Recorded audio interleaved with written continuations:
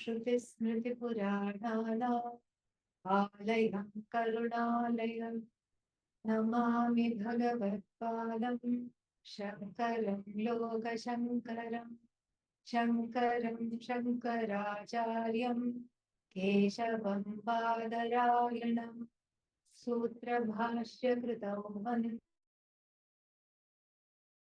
पुनः ईश्वरो गुरुरात्मेति मूर्तिभेदविभागिनि व्योमवद्व्याप्तदेहाय दक्षिणामूर्तये नमः। मुकारस्त्वन्धकारूपये मुकारस्त्वन्धकारूपये ऋकारस्तन्निवर्तकः ऋकारस्तन्निवर्तकः अन्धकारनिरोधित्वात् अन्धकारनिरोधित्वात् गुरुरित्यभिधीयते गुरुरित्यभिधीयते। ॐ सहना भवतु सहनौ भुनक्तु सह वीर्यं करवावहै तेजस्विनावधीतमस्तु मा विद्विषावहै। शान्ति शान्ति शान्तिः। Namaskar to all. It is a pleasure and delight to be here again. And I understand Swami M was there last weekend.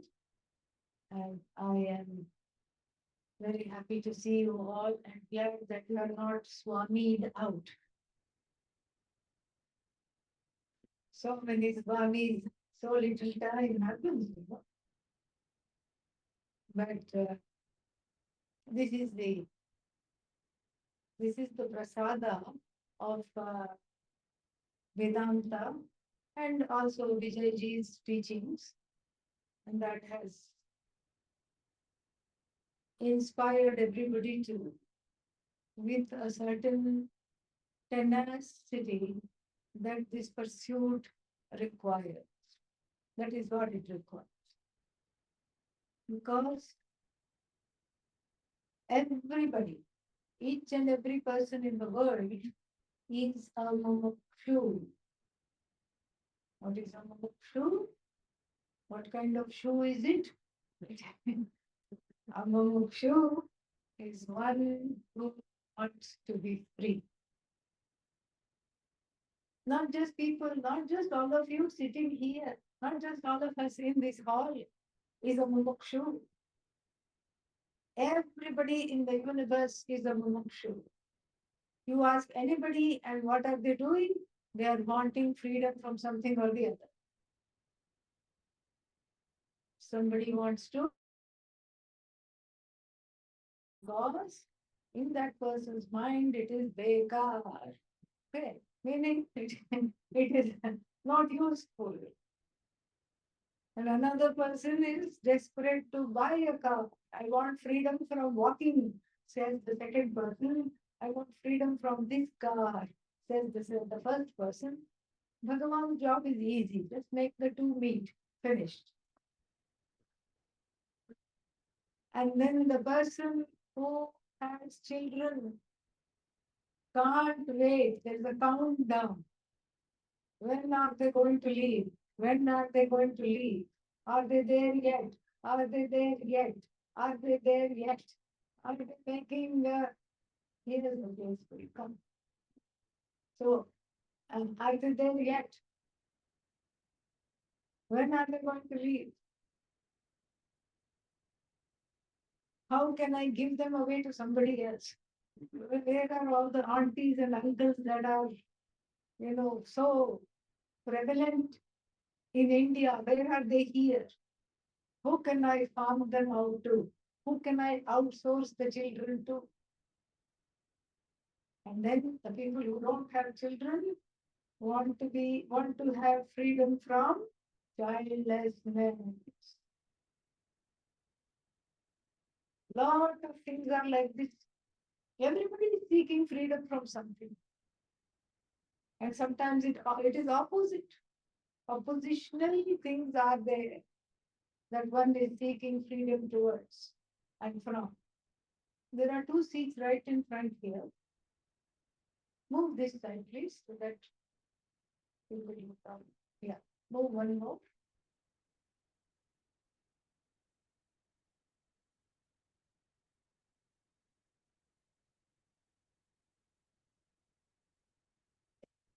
So this is the situation. This is the difficulty. Everybody is a mumukshu, wants freedom from something or the other all the time. Want to be free, want to be free, want to be free. So, what is so special about us in this room versus them outside this room? To that, we will say that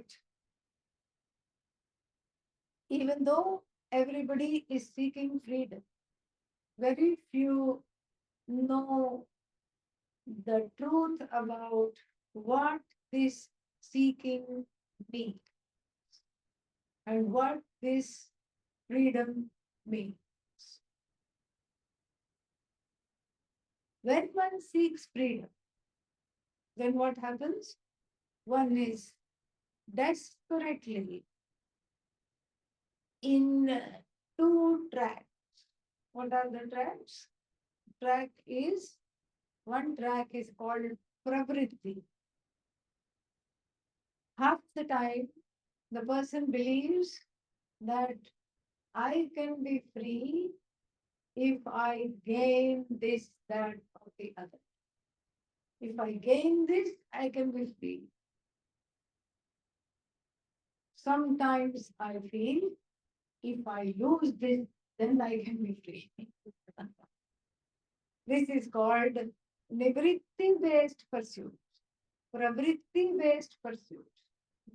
Pravritti running towards, nivritti running away from. So what category do the people in this room belong? Are we running towards or are we running away from? Show me one sign of life at least. Huh? Are we running towards something? Are we running away from something? Actually, yes to both. Yeah. And then no to both also. This is Vedanta. It's full of paradoxes. This is why we need Pramana Vichara. What that is, we will see very quickly. Soon we will see that. So are we running towards something? Everybody nodded their head. Yes. And what is that something? Moksha. Everybody else? Moksha. They are running towards. I am running towards moksha. What am I running away from? Samsara. What am I running away from? Ignorance, which is the cause of samsara. This is what I'm running away from. This is what I'm running towards. You can say that. But if you want to be popular at potlucks and parties, you can say, I am neither into pravritti, meaning what? Running towards something, nor into nivritti, running away from something. That's why I'm sitting in this hall perfectly still. Yes. Why? Am I not running towards moksha? No. What? You just said you agree with me. I said, no, I'm from one standpoint. I agree. But you're not really running towards anything at all because what is moksha? It's you. Moksha is you. Moksha is the non-demand, is the discovery that I am a non-demanding, approving, objective, appreciative, contented, and compassionate person. That and where is this moksha? You can't look up, you can't look down, you can't look this side, that side. Where is this moksha? Right here. It is centered on the very person who apparently sports the completely opposite characteristics. What are they? Demanding, needy, unappreciative, angry, uncompassionate, unaccommodative, unkind, complaining. But centered on this person is that other person. Other person. This other person. This is what has to be discovered. So we are going to do a little tour, guided tour. Just like when you get on the bus, you have a guided tour. And here the guided tour is of what? Upanishads. Guided tour of the Upanishads. This is what we are doing. Because this two-ness, the two-ness binds and the oneness releases. The two-ness is equal to bondage, oneness is equal to freedom. And what is this two-ness? The two-ness is everywhere. Two-ness, why? Multiplicity. There is all kinds of different things. Multiplicity of things are there. Multiplicity of things that divide me from that oneness, which I desperately see. Oneness, Brahman. That which is the truth of everything, the source of everything, Brahman. How many Brahmans are there? Last we checked. One. Not only one, not dually one. Ekameva advitiyam. Not dually one. You cannot say one because then if you say one Brahman, I'll say show me half Brahman. And in fact, people do this. They divide Brahman into 4 quarters. 1 quarter waker, 1 quarter sleeper, like this. It's not to be quartered. There is no quarter. Except if you're talking of currency. Yeah. Change. Quarter. No, here there is no quarter. Because it is the whole. And this wholeness is what I seek. And this wholeness is what I am. This seeming contradiction. So the wholeness is not experienced at all, one can say, except in sleep. And I'm going to make that, I'm going to add something here, something I always add. In sleep, you experience wholeness, whether the sleep comes at home or in Vedanta class. It is experienced as oneness. So this is what we have to see, that this oneness that is experienced in sleep, which leaves me rejuvenated and which leaves me happy, which leaves me feeling whole, which leaves me feeling fulfilled. What happens to it after I wake up? Along with me, duality stretches, demands a cup of coffee. Why? So that it can beat me up. I'm beaten by duality in the waking hour. And therefore, I am alienated from, there are 4 kinds of alienations that I experience. Alienated from Ishvara. Alienated from the source of the universe, Brahman, Ishvara. Only kind of Brahman we know is Ishvara.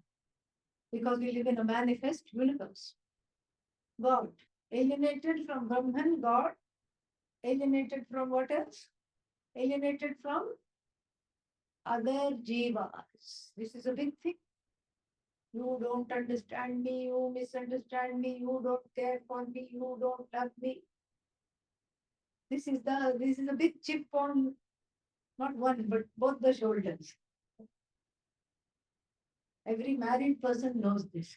And then I was at the ashram in Grass Valley. That's where I came, and that's where I'm coming from. And then there we heard a talk by one Vastu expert. She knew everything about Vastu, where the house should face, where you should face, where what should face, where your face should face, everything she knew. And her husband was also there. And the husband, she introduced her husband as a Vastu widower. She said, meet my husband who considers, who defines himself as what? Vastu widower. Even though she's very much alive, she's married to Vastu. Dead to him, married to Vastu.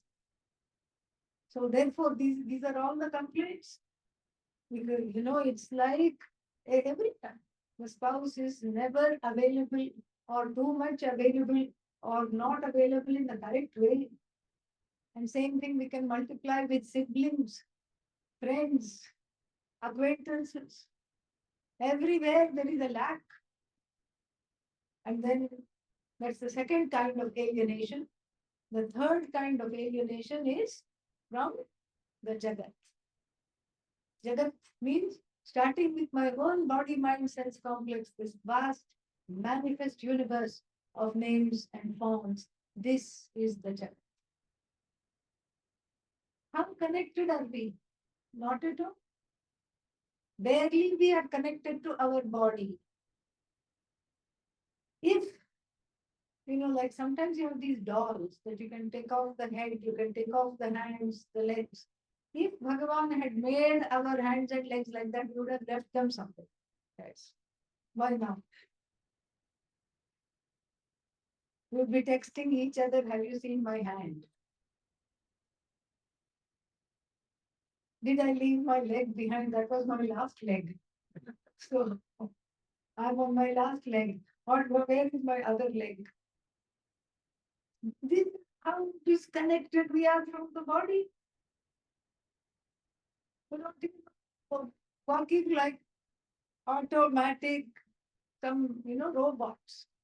And then we are worried, oh, we are going to be replaced by AI. You are not pretending like you are AI.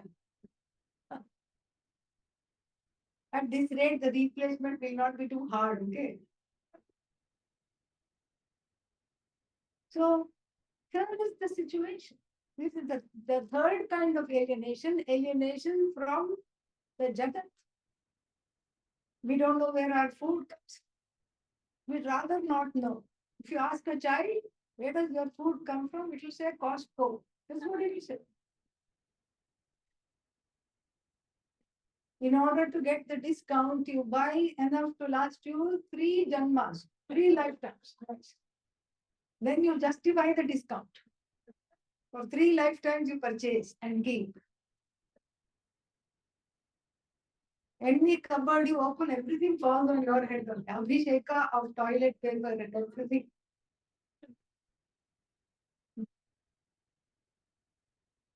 That's, that's what we think. There's no connection to the plants, to the trees. Yes, we need a few in the backyard and we just have that and we prune it to look like a poodle and then that's it.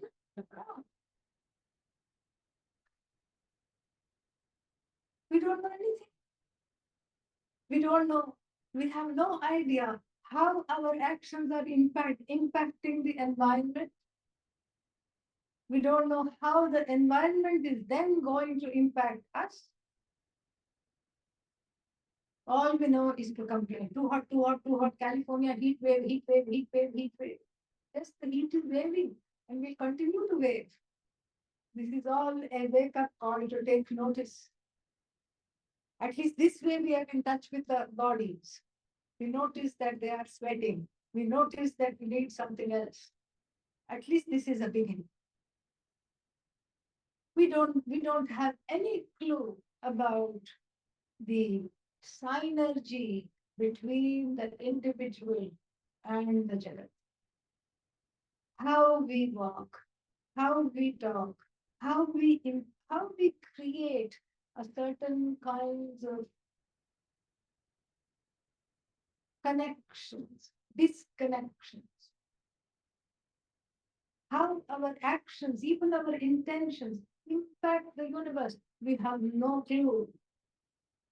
Alienation, disconnect. Then finally, what is the fourth kind of alienation? You.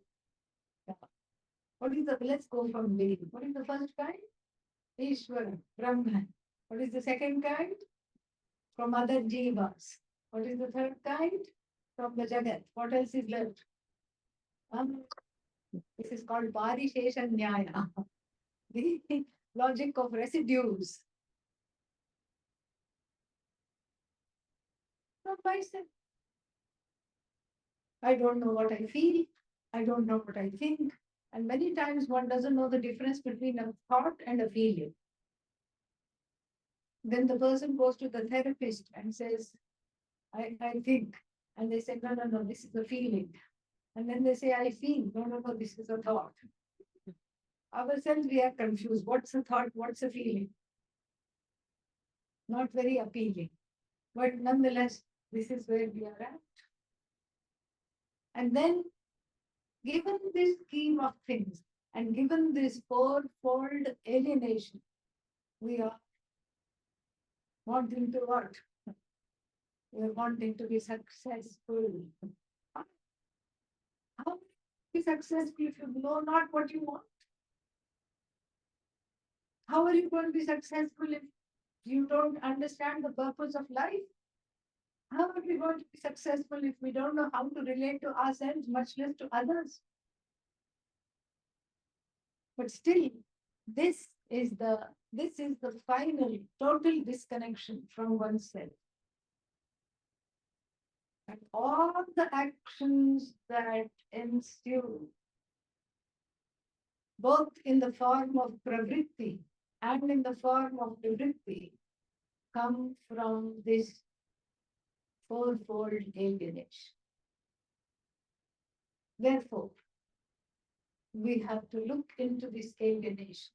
The antidote to this alienation is inquiry.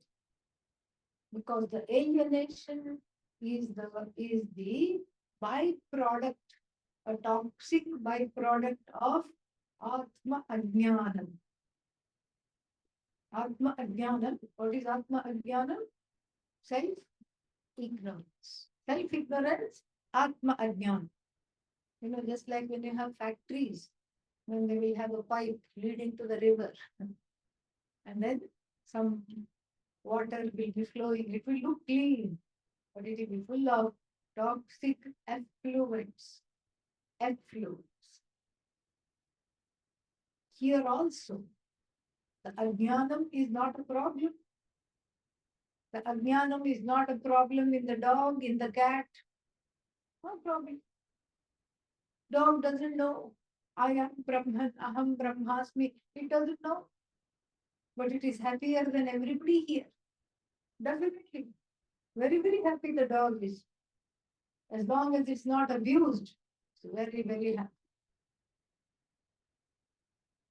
Somebody came once to Swami V, Swami Viditanpananda ji, and said, Swamiji, you said dog is very happy. My dog is depressed. My dog is not happy. I have seen the pet psychic. I have seen the pet therapist.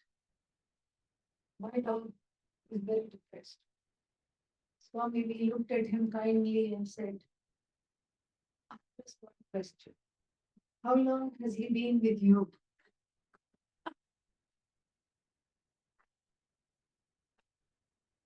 Sahavasa dosha, this is called living with, yeah, living with this person, suffering from fourfold alienation. The dog also has picked up, sometimes the dog picks up the expressions. And in fact, there is one contest. I think here in California only there is a contest of look-alike dog and owner contest. Yes. And then I did a little bit of research into this. And how is this possible? And it's really possible. They all look like the dog spit like this and the dog spit like this, and they the same expressions and everything. And then after doing a little bit of research, I found that the dog in every situation had been with the owner for a number of years. There's a certain kind of mimicking that is happening. Mimic that, not that they look alike. No, there's a mimicking that is happening in expression and everything. So if the owner is looking depressed, the dog also is mimicking that. That's what happens with married couples also. You're married for a long time. People say you start to look like each other. You don't look like each other.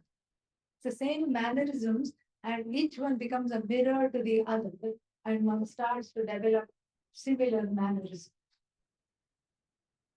So here, Ajnanam does not cause sorrow. Ajnanam does not cause alienation. Ajnanam does not cause strife. What is it that causes strife? Anyatha Jnanam. This is from the Mandukya Upanishad. Ajnanam has a byproduct. What is the byproduct? The byproduct is misapprehension of myself. That is the byproduct of Atma Ajnana. Ignorance cannot cause problem, but the ignorance of the human being, because of the presence of free will and because one is totally self-aware, total self-awareness leads to, is a gift and a challenge. The gift is that it leads me to Vedanta. I can choose to study, I can choose to be. This is fantastic, this is wonderful. And what is the challenge? The challenge is that I overthink and I come to certain wrong conclusions. I don't know myself. Therefore, what? I must be an idiot. Pujya Swamiji used to say, please do this experiment. He did this experiment once. He went to a room full of men and said, Rama. Half the people looked up. Because Rama is a common name in India. There in the ashram, we met one Ram Das, and then Ram Prasad, and then what else? Ramakrishna. So many things. Sita Rama, Raja Rama, so many Ramas are there. Shapad Rama, Food Rama, Foodie Rama, so many Ramas are there. Half the people looked up, yes, you're calling me. And then half an hour went by. Swamiji went to the room again and said, Krishna. The other half the people looked up because Krishna is again a very, very common name. Krishna Prasad, Krishna Murti, Krishna Das, so many names will be there. Krishna, Krishna, Krishna. Then half an hour later, he went and said, Murkha, donkey. Everybody looked up. Yeah. I think I'm an idiot, and the word idiot I'm familiar with even more than my own name. I answer to the word not good enough. I answer to those, to the calls. What is the call? Donkey, monkey, idiot, fool, Dumbo. This is what I answer. Because why? The feeling is I'm not okay. The Mandukya Upanishad talks about this and says this is Anyatha Jnana, very brilliant. The Karika is very brilliant. It is not Ajnanam that is the cause of sorrow, because then every dog, every cat, every centipede should be crying. But why only we are crying? We are crying because we have Anyatha Jnana. Anyatha Jnana means seeing myself as what I am now. Why? Because I have free will. This is what I do when I have free will. So this is why it's extremely important to understand this remedy for Anyatha Jnanam. And the remedy for Anyatha Jnanam is inquiry into the nature of oneself. And the word for inquiry is vichara, from the root verb which means sifting. Vichara, the sifting. Sifting also means discrimination. So what kind of inquiry? It's not an empty, directionless inquiry. It's a sifting, discriminative inquiry. Into what? To I. Okay, let's do self-enquiry. If you sit down on a rock and do self-enquiry, what will happen? You will get sadder and sadder and sadder and sadder. That's what will happen. All the omissions will come. Why didn't I do this? I should have done this. I should have known better. Why didn't I do this? What is wrong with me? Then the other half the time, why did they do this to me? This is what the inquiry is quickly going to do. Why did they do this to me? Why did they not do this to me? How can this person call themselves my BFF? This BFF, best friend forever, and not give me a present, not even to remember my birthday. That's not in the Vedanta. You're letting go of birthdays and all this. No, that is only in the class. In class, I am Vedant. In out of class, I am what? Vedant out. Yeah, that's what I am. And so, doesn't matter if I'm a Vedantin, you are also a Vedantin, you should know. I need to be acknowledged on my birthday, I need to be sung to, I need balloons. Why do you need balloons? You're 52 years. Why do you need balloons? When I was two, my sibling broke my balloon. Popped my balloon. That is why I need balloons. This is anyatha jnana. Somewhere there is a disconnection. And so the inquiry cannot be just sitting on a rock and thinking myself to be Brahman. It doesn't work. It does not work at all. It has to be an aided inquiry. That's what I said. We are going on a guided tour. Because if you go by yourself, what will happen? You will get lost. In the land of the Upanishads, where you do not speak the language, Sanskrit. In a foreign country where you don't speak the language, you can't read the road signs, and you are exactly like that. Oh, but I know Sanskrit, I can do this. I will do this by myself. In fact, that is a thought that starts at 2 years old. The child fights with its mother. I am going to tie my own shoes. It doesn't even know how to say shoes. It says shoes. I'm going to tie my own shoes. It's stuttering. It is talking boo boo gaga baby talk. But still, it wants to do everything by itself. And when the mother tries to reason and say, no, you are too small, you can't do this. No, I can do this. And so first it has to try, it has to get frustrated, and then it has to cry, and then come back to the mother and the father. Okay, okay, I can't do this. This is exactly how the jiva is. It is DIY. What is DIY? Huh? Do it yourself. There's a whole section in the bookshop also. Do it yourself. That's why everybody likes to go to IKEA yourself. Even if after what you have done yourself looks like upside down table, doesn't matter. I have done it myself. They do it yourself is very addictive. But living in the Western countries, you don't ever any help from anybody. Pride in the fact that you're a self-made person and everything you're doing it yourself. Shastra says this is not the kind of vichara you need. It's not DIY vichara. It's not do it yourself. Even if you know Sanskrit, Adi Shankara warns us about this.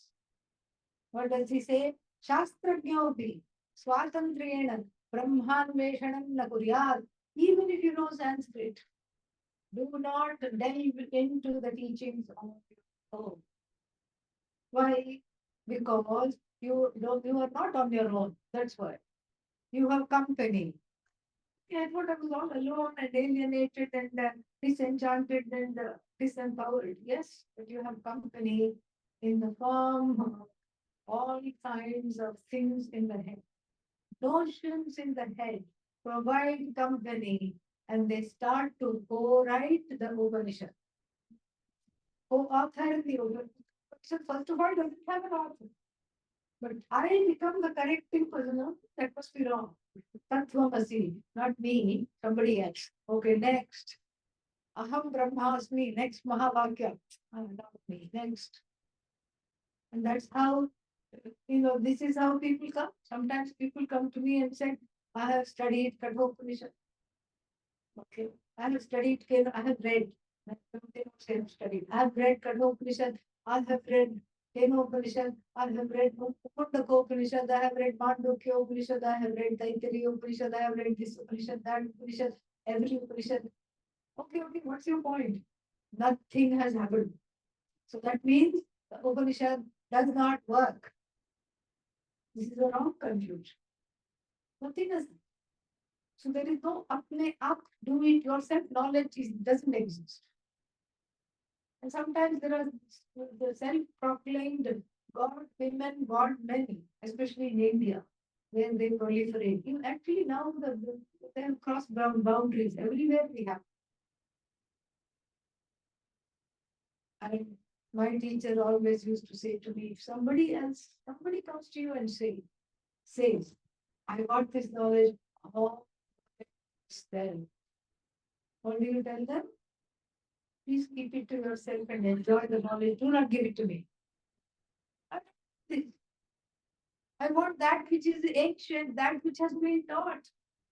And the way in which it has been taught, I have to understand. This is what is called vichara. Kasya vichara, vichara of what? Pramanasya vichara. Pramana vichara.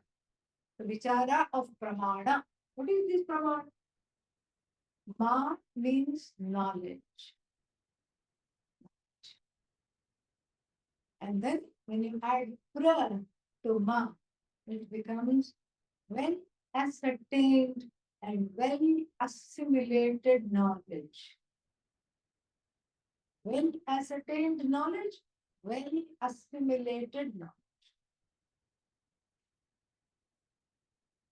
And then you make it into an abstract noun by adding lut, anam, the suffix anam, pramanam, pramana. And what is pramana? Pramayaha karinam pramanam. That which is a means of knowledge is called pramana. This is what it is. Everything I know in the universe needs a means of knowledge. If I have to see something, what do I use? Eyes. If the eyes are not working, I can't say the eyes are not working, so I'm going to look at this case with the help of my ears. Doesn't work. So each means of knowing is a king in its own area. Since all of you studied for some time, this part we can go over quickly.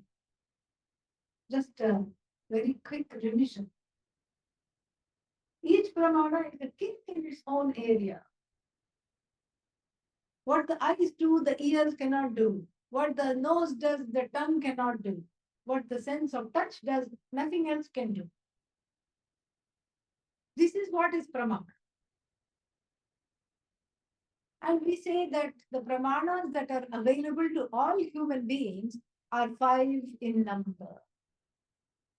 And all the direct means of knowing are called pratyaksha. 5 sense organs, direct means of knowing. What else is there next? Next, inference, which is an indirect way of knowing. I wake up and then what? All the roads are wet. What do I say? Somebody took a hose pipe and watered all the roads. It must have rained. Did I see the rain? No. It's an inference. I see smoke. coming out of the mountain. Alas, in summer in California, this is a difficulty. What do I conclude? Fire. Wherever there is smoke, there is what? Fire. Not the other way around. Wherever there is fire, there need not be smoke. But the opposite is true. Wherever there is smoke, there is. So I see the smoke. I don't see the fire, but the inference is there. This is called anumana, single step inference. But this is not the only way of knowing. We have one more inference, multi-step inference, in which the parents of all teenagers are experts in. Where were you?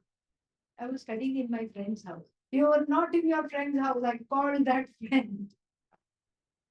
Where were you? Then we got tired of studying. Then we went to just to get something to drink, something to eat. Who did you go with? Well, so and so and so and so. You were not with any of them because they were all at home. What were you doing? This is multi-step inference. Therefore, you must have been out with X, the fellow we told you never to talk to ever again.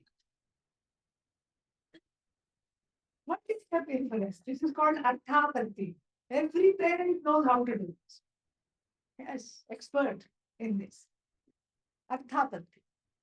We also have a stock example. What is the stock example? Devadatta does not eat during the day. After 1 month, Devadatta is put on the weighing scale. We have not even lost 1 ounce. What do we conclude? We must be eating at night when he's not watched. This is multi-step inference.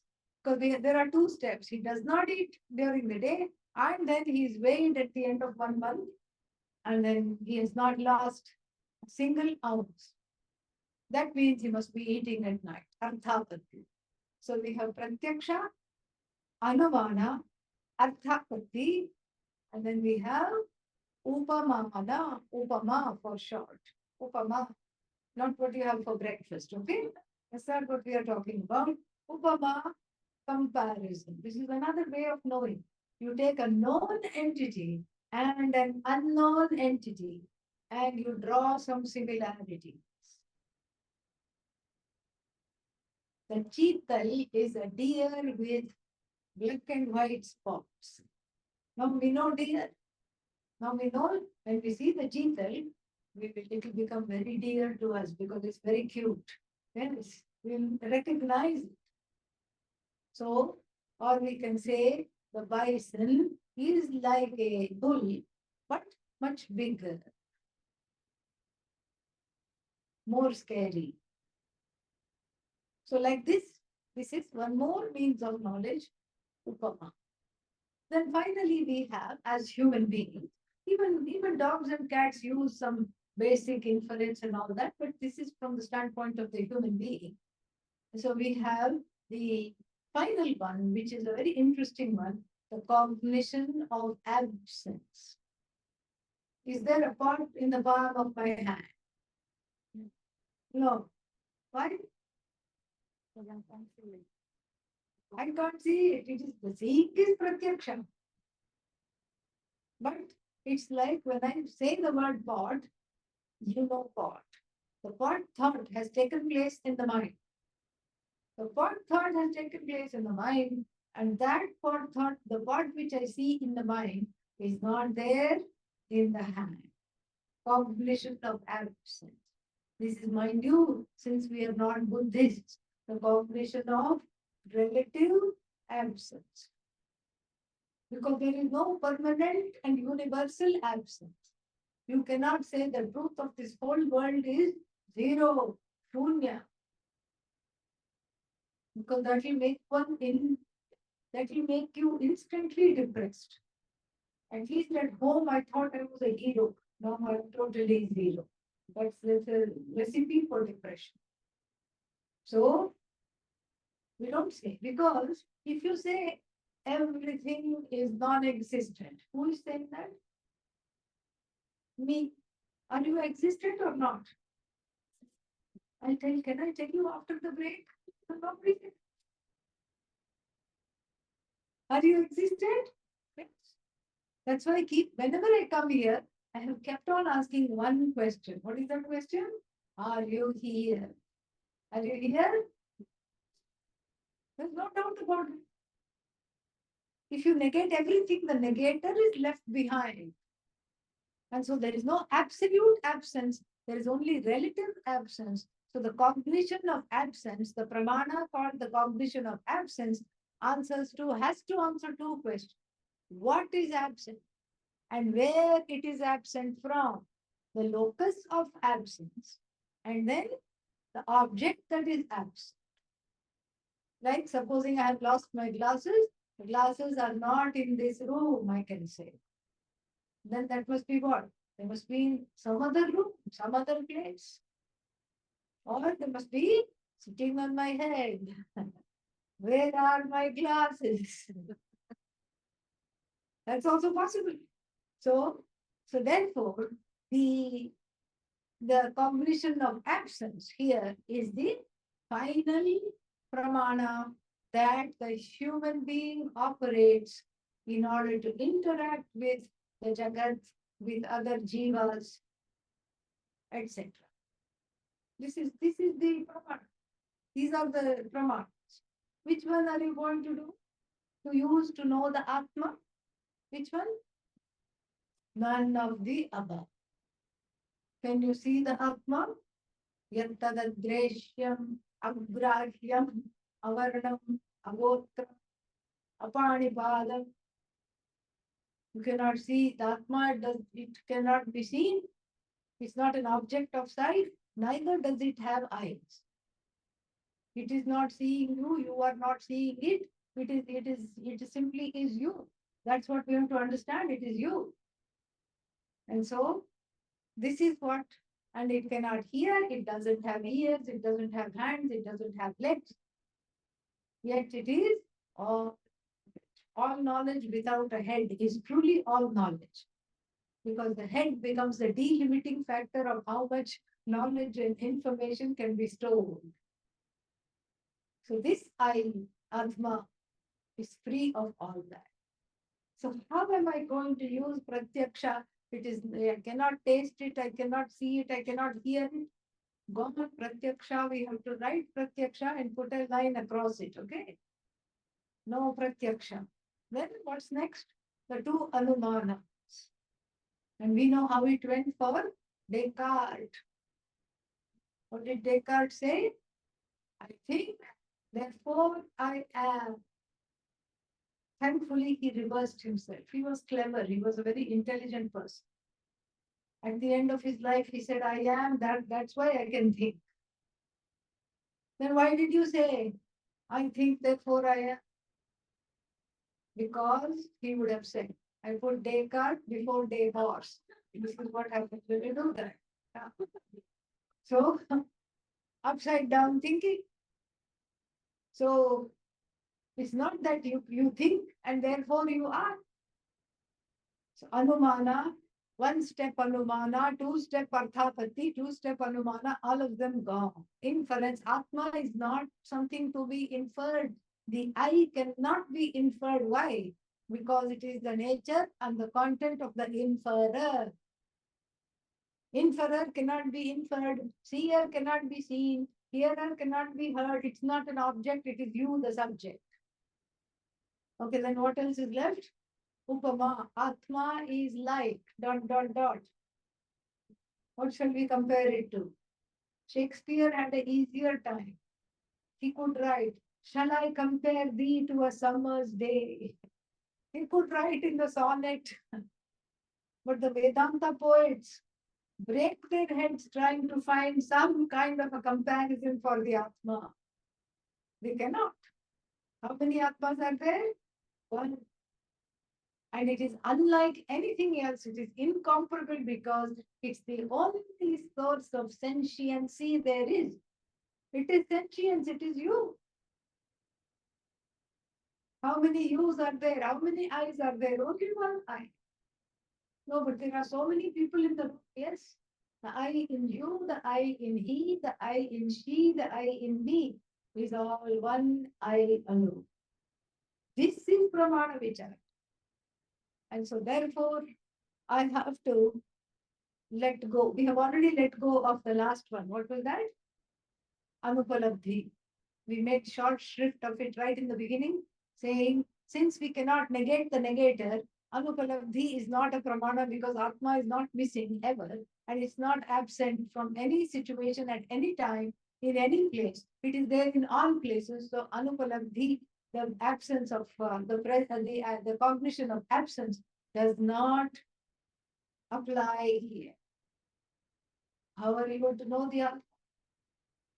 This is Pramana. How should I know? Oh, I should ask somebody. What will you get? You are already Swayam confused. And then you will ask somebody else on the road, what is Atma? And whatever they will say, will add to your confusion, and then you will share what you know. Then it will add to their confusion also. Swayam confused, Anyan confusayanti, Janaha. They confuse all other people. There's just a mass of confusion, there's nothing else. And therefore, the Shastra has to be brought in as a special pair of glasses, which can enable me to see something that the other pramanas fail. All the other pramanas have failed. In fact, they have low self-esteem because they have failed. Yadova Jyotivartante Apra Yamanasa Sana. That's what the Taittiriya Upanishad says. Speech and mind said, oh, they're going to conquer Brahman and bring him back. Bring it back to you. Oh, really? Yes. They went, they tried. Every other place they go, they just were like this. I came, I saw, I conquered. But here, they could not. That's how, that's how Julius Caesar also learned. I came, I saw, I conquered. So here, you can't see, you can't conquer. Why? Because it is you. So they came back with their heads hung in shame. They said, we have failed in our task. The mind said, I cannot conceptualize Brahman even though I'm sitting in meditation and waiting for Brahman to appear. All that appears is just some bubbles from the past. That's all appears when I sit in meditation. Nothing else appears. Speech said, I have written about everything, but I can't write about and how he looks, what it's like, what it is, what she is like, he is like, what it is like. I cannot write about it at all.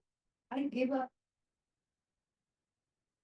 The one, the Mumukshu has given up is the one who is in this form, ready for Pramana Vichara, ready to put on a pair of glasses or a pair of eyes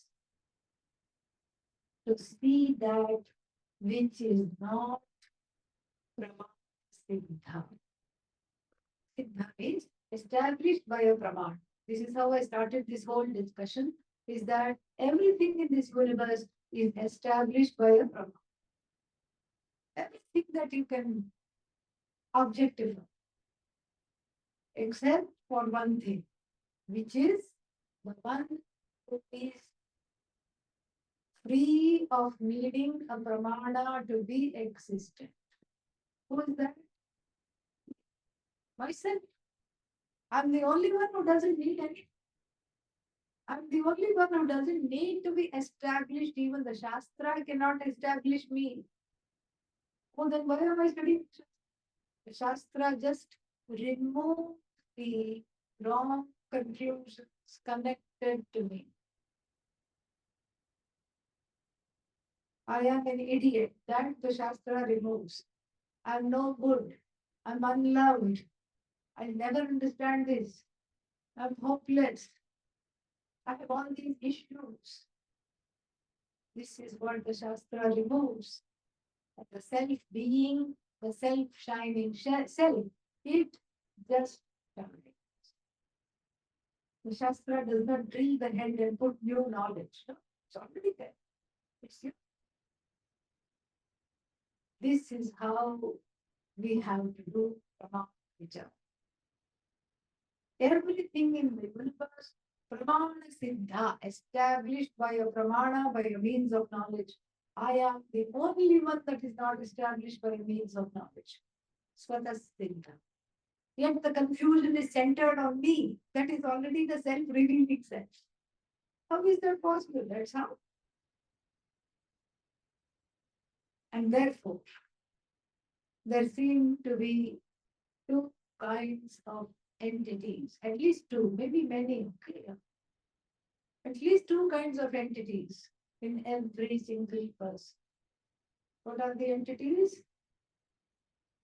Non-demanding, appreciative, compassionate, tranquil, calm, and then objective, contented person. Who doesn't want to be that? Raise their hands. Anybody raise their hands? I would say, please see me after class. But thankfully, nobody raised their hands. And it has to be done. You ask in any language, would you like to be this? Yes. But here's the trick.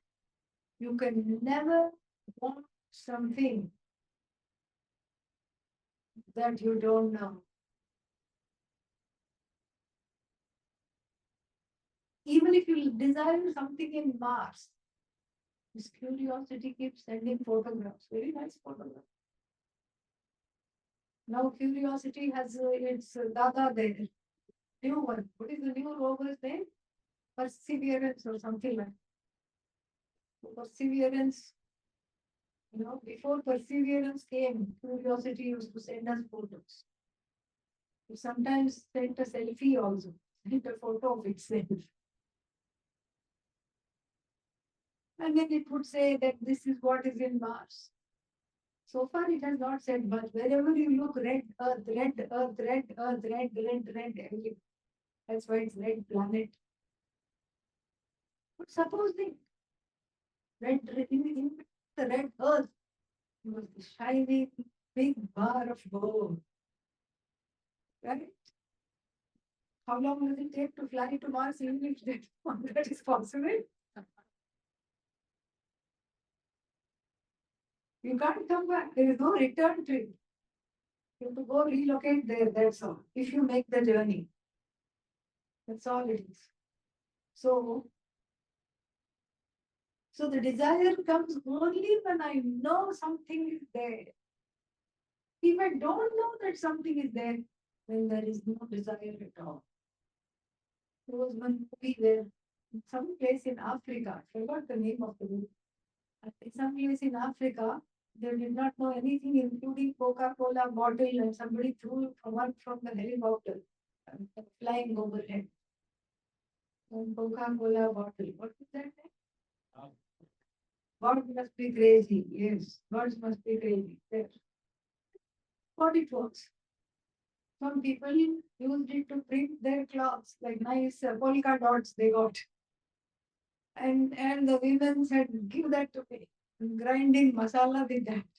They were grinding with their food with that. All these things. They didn't know what it was. But once they got it, then the supposedly peaceful hamlet of people suddenly started to have so many conflicts because the desire grew with the knowledge.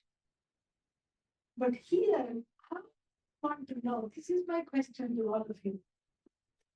To know that how do you say that I want to be a non-demanding, contented, appreciative, objective, fulfilled, compassionate, and accommodative person? If you don't know that, you cannot say that. If you knew that, none of you would be here because you would be busy enjoying yourself. Why? Why would you come to learn about something you already know? So therefore, about the self, there is neither total knowledge nor there is total ignorance. I know I am. Yes. Please don't ask the next question. Ramana Maharshi's favorite question. What is that? Who are you? Who am I? Don't ask. Because then the answers will come idiot, donkey, monkey, everything the primary scare givers called me. This is what it will be.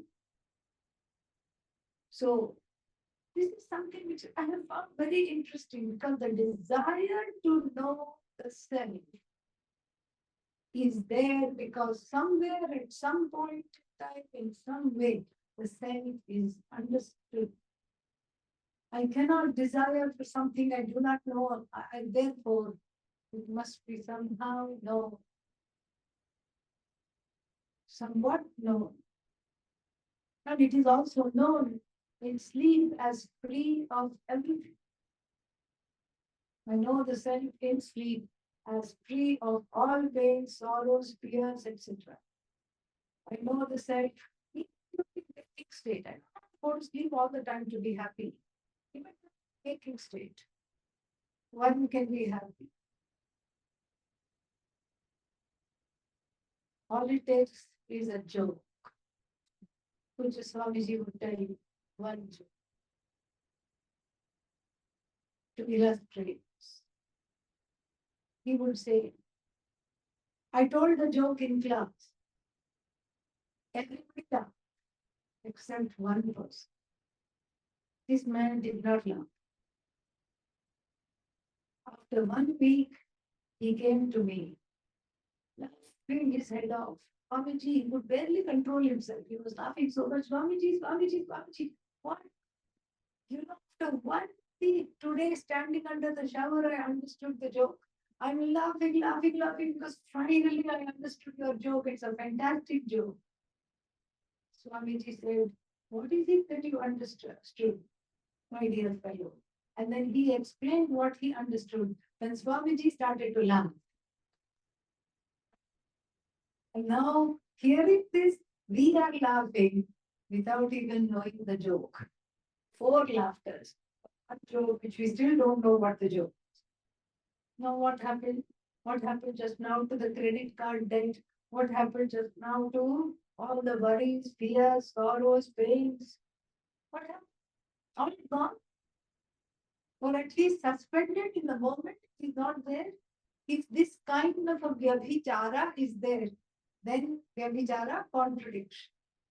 This vyabhichara, the antidote to this vyabhichara is pramana vichara. This is pramana vichara. Therefore, this inquiry. And so our first stop on the Moksha Express will be the Kathopanishad. Ritam Piban, you can repeat it in one. Ritam Pibanto Sukrutasya Loke Guham Pravishtav Parame Parate Chaya Tapo Brahmavido Vadanti Ye Ja Nachiketa. So this is a wonderful mantra from the Kathopanishad. Our first stop. Ding ding, we have stopped. Okay? Next. This is our first stop on the Moksha Express. First stop on the Pramana Vichara train. What does it say? Very cryptic verse, but wonderful. And then it says here that two people have been drinking. Two people are drinking. Well, after having entered a cave, this is sounding very, very, suspicious. Are we dealing with addiction issues or what is going on here? Yes, we are dealing with addiction issues because they go on drinking, they go on drinking.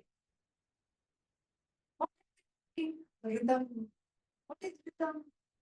That rhythm has many meanings. Here it means the avashyam bhavitvat rhythm. Karma phalani rhythm iti uchyate. So karma phalas. Karma cocktail they are drinking. Little bit of papa, little bit of punya.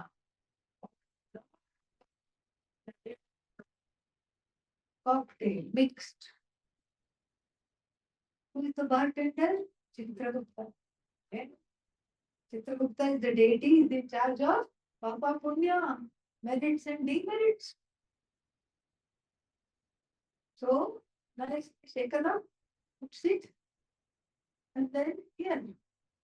And the person takes a long sip, very bitter, rotten, terrible smell, pungent, rotten smell. Yeah, this is terrible. And suddenly one sweet taste comes. Oh, and the person is hooked for that wonderful sweet taste which comes once every 10 years. The person is hooked this drink called karma cocktail. Great person? No person. Even though it's in dual, two people are drinking. Two people are drinking and two people are thinking at the same time as they are drinking because they're getting more and more depressed. It's not happy hour. It's happy hour for the bartender because he makes money. It's not happy hour for anybody else. Drinking and singing. Suddenly, supposing, let's say this cavern, this cavern, wherever they are hiding in a cave and drinking. Something illegal about it. Let's say there is no liquor license. Then what happens? There is a raid. And then everybody is caught in this way. Even though the two people are caught, then after administering breathalyzer test and all, one of them is dead free. Even though, question mark, are the two of them drinking? No, only one is drinking. The other one gets pulled in because of the company it unfortunately keeps. This is what? This is the mantra. Yeah? Rhythm Pibantau, two people are drinking or experiencing or attached to and drawing from their karma phala, hoping to increase pleasant experiences and eschewing the unpleasant experiences. And then what? And then Sukrutasya means good karma. They are addicted to the good karma, the results of good karma. And then where are they drinking? Guham Pravishta. After having entered a cave. But Brahma Vidana, the people the people know some feedback here. So the people who know this, what do they know? The people who know that there is the people who know Pramana, the truth of the self. People who know this Pramana, people who know this Pramana Vichara, the truth of the self, what do they say? They say this is Chaya and Atma. It's a play of shade and light. It's just one person. It's the one person along with her shadow. Can you count two? If you go to your friend's house, you say, please make 2 cups of tea, one for me, one for my shadow. Hopefully, nobody will say that. If you say that, then you won't have a friend's house to go to. It won't happen suddenly, but eventually it will happen like that. Nobody will say, come for tea. Nobody will say that at all. Okay. But really speaking, it's only one. Because if I am drinking, here's the shadow right here. If I am drinking the results of my karma, I'm experiencing it. What the shadow also appears to be drinking, correct? So one is Jiva. The other one is what? Ish. Oh, both of them? Yes. And what is this guha? The guha is a cave. What is the cave? Cave of the heart. Antakaranam guha. Iti uchyate. The antakarana is called guha. It's a cave of the heart. It's hidden because it is out of view. It is a personal thing here. I am addicted to the fruits of my actions, and I keep wanting to increase the results of the actions, and therefore I keep increasing the action, because without action, how can I have result of action?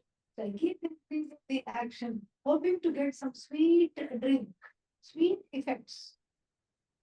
Like the person who entered this hot chili pepper eating contest, and then he was on fire, his head was on fire, everything was on fire.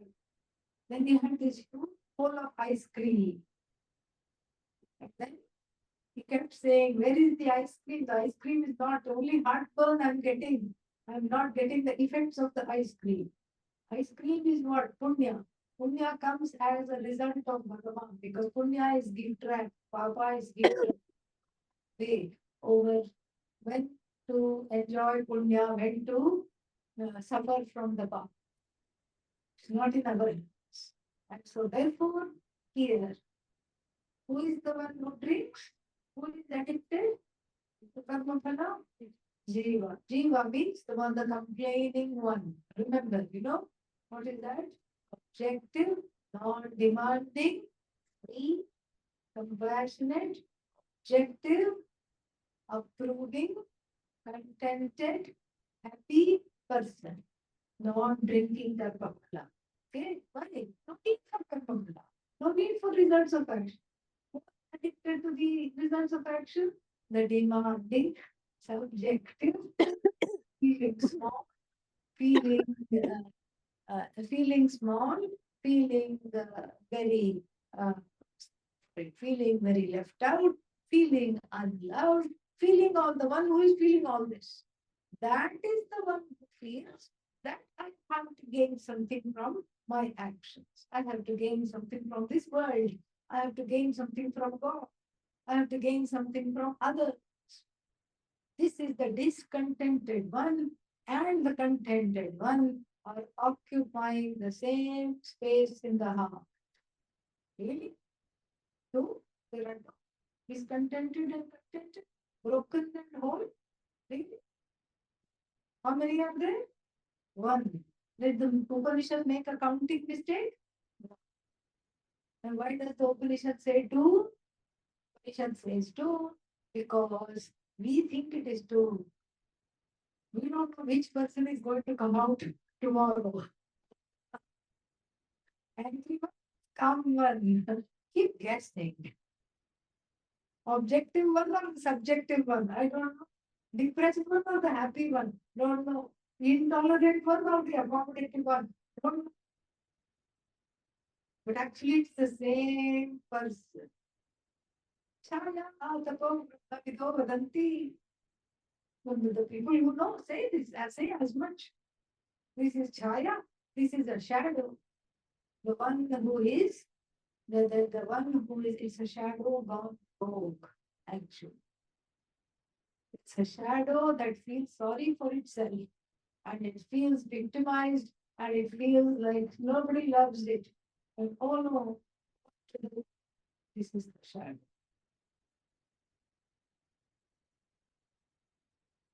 We have eaten wonderful things at this station.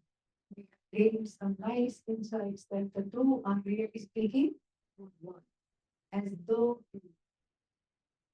now we go to the next stop. Mundaka-Upanishad. What kind of victims, Vedantic victims, we will get to sample here. This we will see after a 10-minute break.